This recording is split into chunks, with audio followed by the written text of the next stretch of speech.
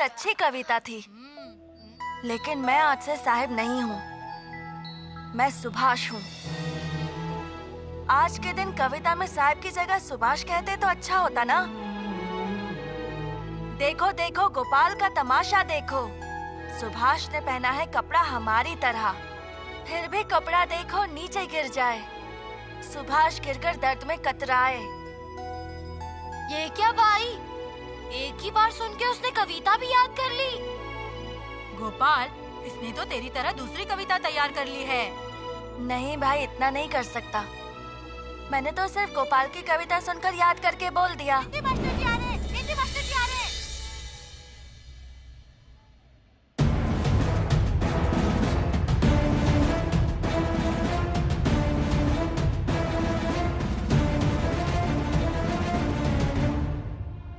शरारती बच्चे, ये भूत वाला काम किसने किया था? किसने किया था बताओ? मैं क्लास में आ रहा हूं, ये पता चलते ही आदर्श बच्चे बन गए सब। बैठ जाओ सब, बैठ जाओ।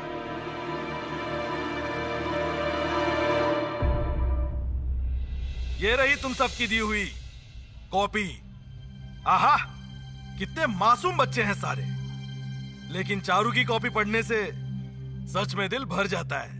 पिछले दिन हिंदी क्लास में घोड़े के विषय में वाक्य लिखने के लिए कहा गया था, आज वही कॉपी देने आया हूं। तुम सबने कुछ ना कुछ गलतियां की हैं, लेकिन एक कॉपी ने तुम सबको पीछे छोड़ दिया है। पता नहीं कौन है और कहां से सीखा है। हिंदी के उस्ताद, ये देखो, ये वही कॉपी है। तुम ही हो ना वो महान उस्ताद? जरा खड़े हो जाओ, खड़े हो जाओ, थोड़ा हाथ आगे कर दो। हाँ, चमत्कार, इतना ज्यादा ज्ञान है तुम्हारे पास, तो इस स्कूल में क्यों भर्ती हुए भाई? हैं? तुम इस तरीके के शब्दों का ज्ञान लेकर, हिंदी भाषा का ज्ञान लेकर अगली क्लास कैसे पास करोगे? मुझे तो ऐसा लग रहा है कि 4th क्लास में तुम्हारे नाम को सील मोहर से हाजिर रजिस्टर में एकदम छाप देना चाहिए। इधर आओ, मेरे पास आओ, थोड़ा दुलार कर दो, आ जाओ।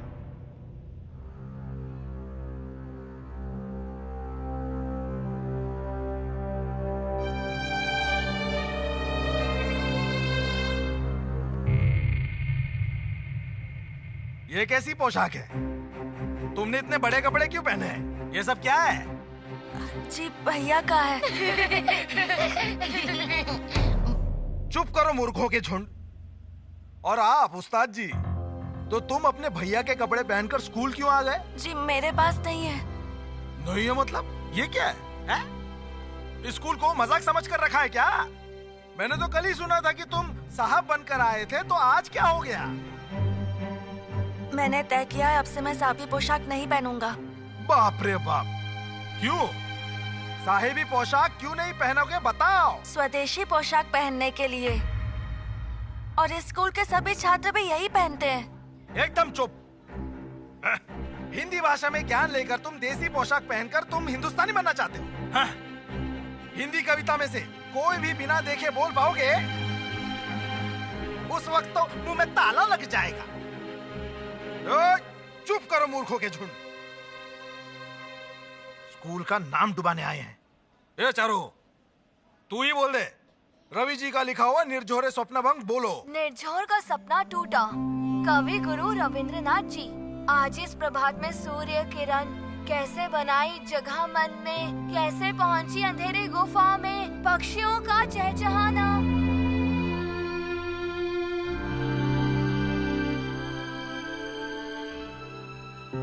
क्यों जी, सुन लिया? चारू की तरह बोल सकते हो बिना देखे। चलो, ये सारी कॉपी सबको दे देना। तू आज टिफिन में क्या लाया है? चुप एकदम। अबे सुनना। बहुत अच्छी कविता सुनाई तुमने, मुझे बहुत अच्छी लगी। अगर मैं भी तुम्हारी तरह बोल पाता तो। तेरी तरह कविता बोलने का सपना देख रहा है।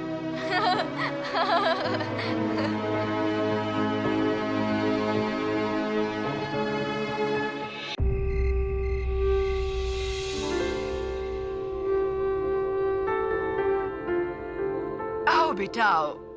विदेशी नियम अनुसार अंगूठी दान वाले अनुष्ठान में ठीक है, लेकिन भारतीय रस्म के अनुसार शंख भी बजा दिया। आओ आओ, बैठो बैठो।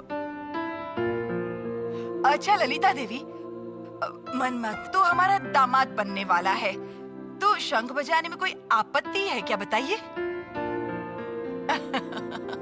आंटी हाँ? विभा हाँ हाँ, विभा को तो आना ही है ना, बस आने ही वाली है। उससे पहले ये लो शरबत। हाँ।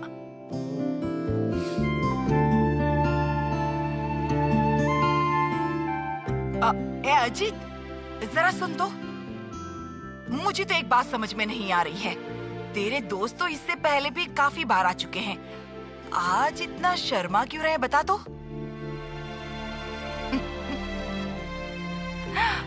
विभान, हाँ विभान, हाँ विभा, ओह विभा। ये रही विभा माँ भी आ गई। हम सब तुम्हारी ही राह देख रहे थे। आओ विभा माँ।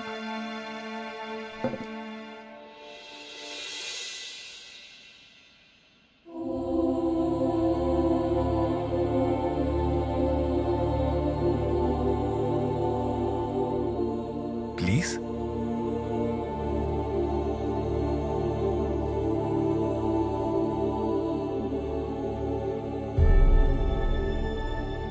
क्षमा कीजिएगा, इस अनुष्ठान में शामिल होना मेरे लिए संभव नहीं हो पाएगा।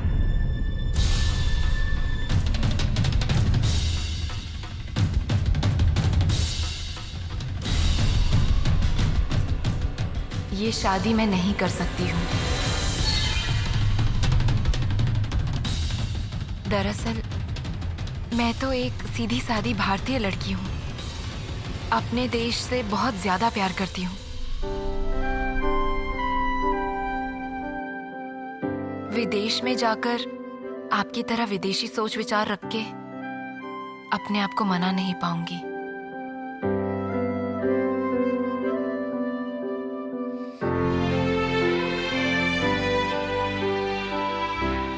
हमें बुलाकर ऐसे बेइज्जत करने की क्या जरूरत थी?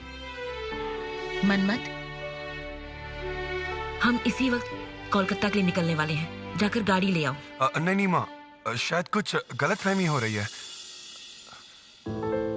विभा, विभा तुम मेरी बात सुनो। मैं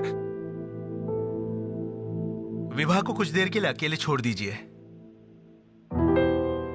विभा, कमरे में जाओ।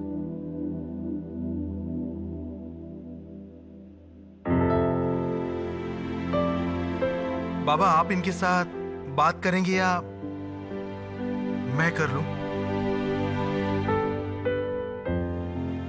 क्या बोलना है अजीत? मैं यहाँ पर मैरिज के लिए रेडी होकर आया और यहाँ सब क्या चल रहा है? आंटी, आप तो कुछ बोलिए।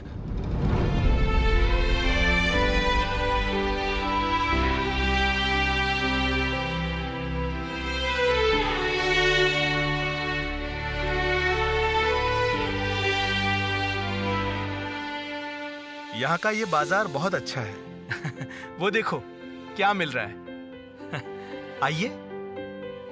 अच्छा भैया, मंदिर जाने का रास्ता यही है क्या? ठीक है, चलो।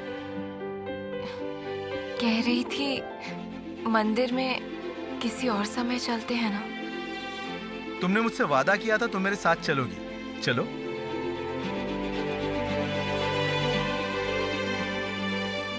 अरे वाह, जरा ये वाला गमछा तो देखो विभा, बढ़िया है ना?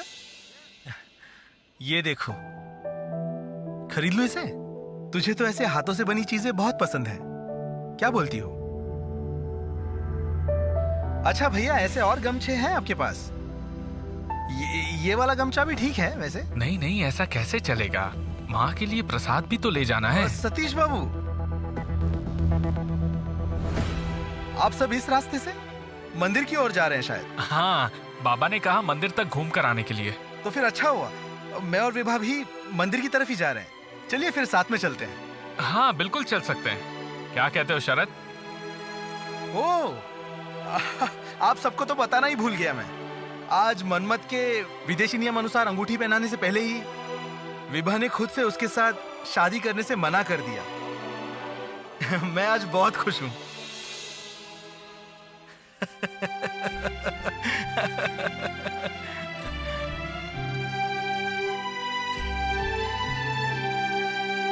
भैया मैं घर जा रहा हूं।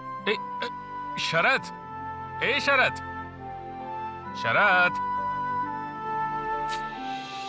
घबराइए मत अजीत जी, हमें तो बस अपना कर्म करते जाना है, जिससे कर्म का फल इन दोनों को मिल सके। कुछ समझ में आया?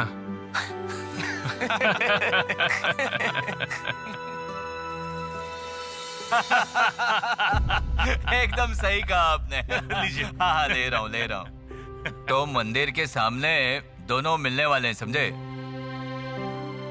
विभा बेटी को लेकर अजीत चला जाएगा। शरद और सतीश भी तो शायद उसी रास्ते गए हैं ना?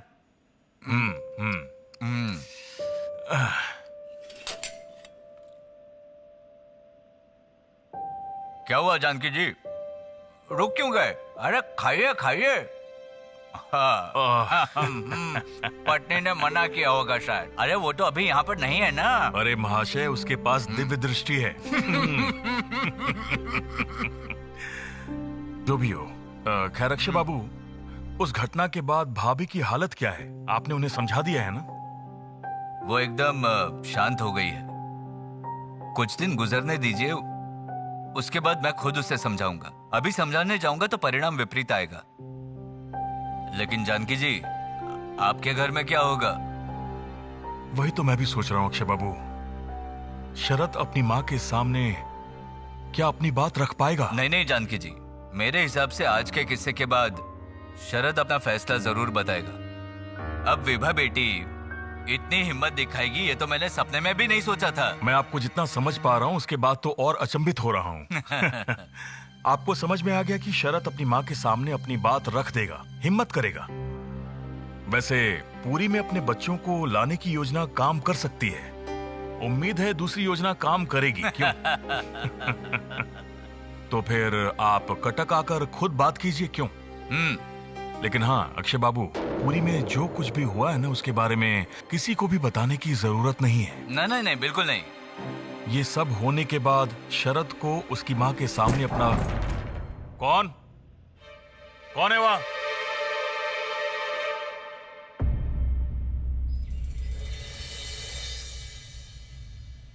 माँ,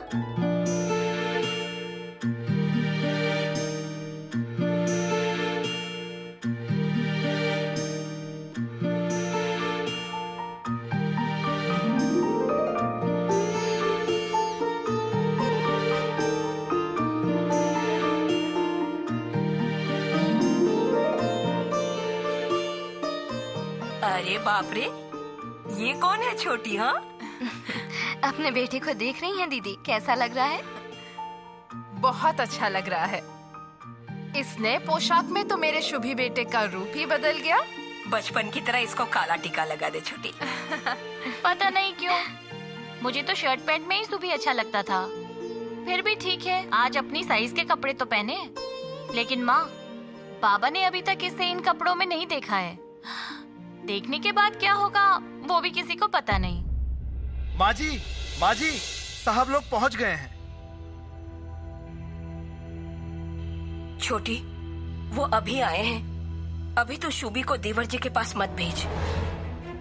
ऐसी शुभी के ऊपर देवर जी नाराज हैं। ऐसे कपड़ों में देखेंगे तो पता नहीं क्या होगा। बाबा बहुत गुस्सा करेंगे माँ। तुमने मुझे वचन दिया था कि तुम बाबा को समझा दोगे। अगर तुम उन्हें अच्छे से समझा कर बताओगे, वो गुस्सा नहीं होंगे। कहाँ है सब? अरे जल्दी आओ।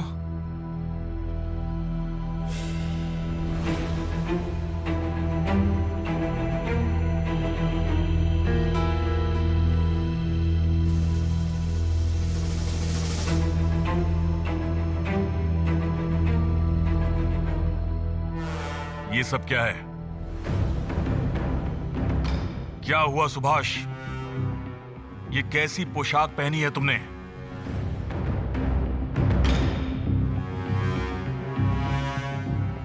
बाबा,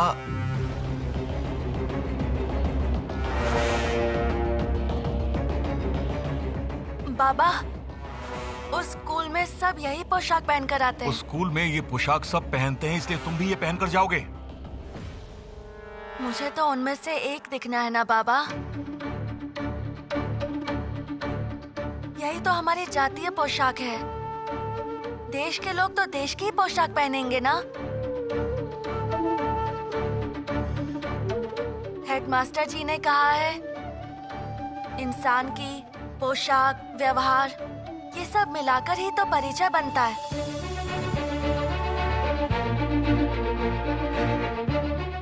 मैं साहेब की पोशाक पहनकर साहेब भी नहीं बन पाया और देश का भी नहीं बन पाऊंगा।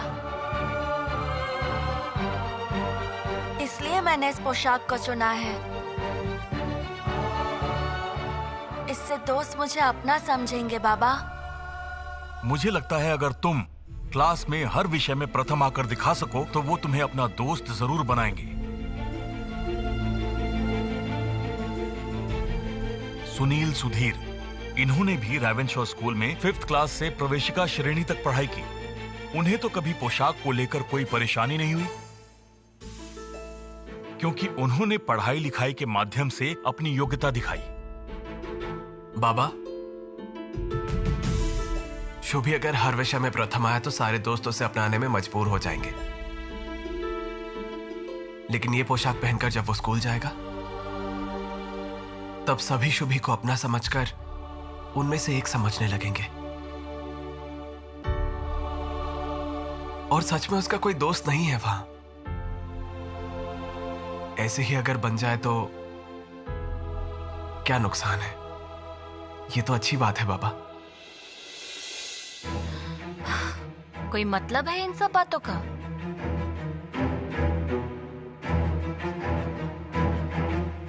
मैं जा सकता हूँ बाबा? पहनावा एक व्यक्तिगत इच्छा है, मैं उसमें कोई रोक टोक नहीं करूंगा, लेकिन उसके साथ पढ़ाई भी अच्छे से होनी चाहिए, ठीक है?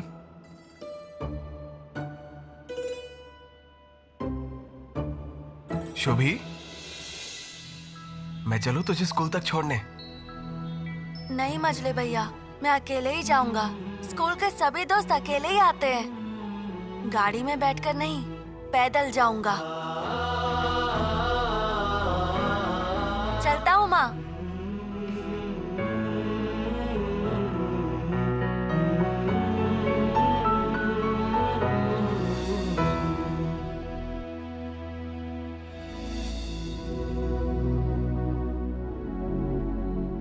सुन छोटी, शुभी कैसे बड़ों की तरह बातें कर रहा है ना। खुद के सिद्धांत खुद ही ले रहा है। तू भी तो कुछ नहीं बोल रही है। कोई विपत्ति तो नहीं आने वाली है ना? मुझे कुछ अजीब सा लग रहा है छोटी। शायद सच में मेरा शुभी बड़ा हो गया है। उसकी बातों में एक अलग तरीके का आत्मविश्वास आ गया है। क्या आपने ध्यान दिया? बिल्कुल ध्यान दिया है मैंने। ये सब बातें हम बाद में करेंगे प्रभा। आज घर में एक मेहमान आने वाले हैं।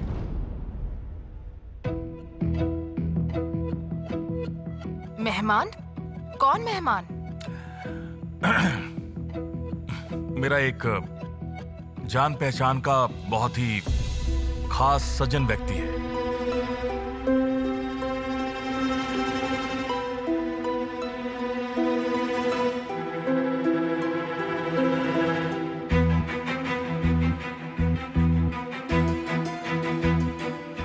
कौन है ये सज्जन व्यक्ति?